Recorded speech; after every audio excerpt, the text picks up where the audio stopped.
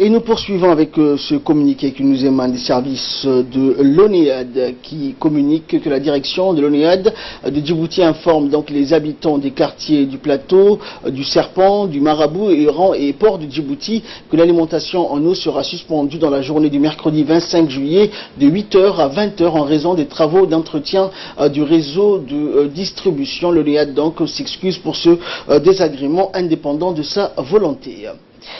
Et dans le reste de l'actualité, une trentaine de professionnels de la santé ont participé à un atelier de formation qui s'est tenu à l'INAP avec l'appui du secrétaire exécutif chargé de la réforme de l'administration dans le cadre de la réforme visant donc à favoriser le rapprochement entre les structures de santé et ses usagers. Cet atelier de formation a été lancé donc hier par le secrétaire général du ministère de la Santé en présence du secrétaire exécutif du SECRA, du directeur de l'INAP. Le but étant donc de relever la dynamique de l'administration hospitalière dans l'accueil des patients et des usagers par le biais du programme de la déclaration de service aux citoyens qui rejoint la stratégie gouvernementale sur le perfectionnement et le renforcement des capacités des personnels soignants. L'objectif de cette formation est donc de renforcer les capacités des personnels médicaux en leur dispensant des thématiques primordiales en matière de communication, de coordination et d'accueil afin d'accroître leur engagement et leur efficacité pour satisfaire au mieux les patients et les usagers dans nos hôpitaux. À cet effet, plusieurs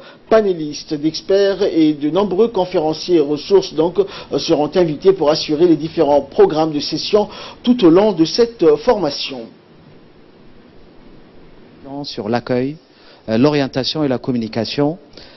au sein des différentes structures de la santé. Le problème de service public, le problème d'accueil et d'orientation, le problème de rendre un service public de qualité demeure de plus en plus criant. Il faut vraiment faire tout pour que le citoyen soit mieux accueilli. Nous aurons pendant 5 jours des pénalistes, des experts de haut niveau, des anciens ministres, des anciens directeurs généraux, les professionnels de la religion, les spécialistes de la communication qui vont défiler pendant 5 jours, matin et après-midi, pour évoquer cette problématique.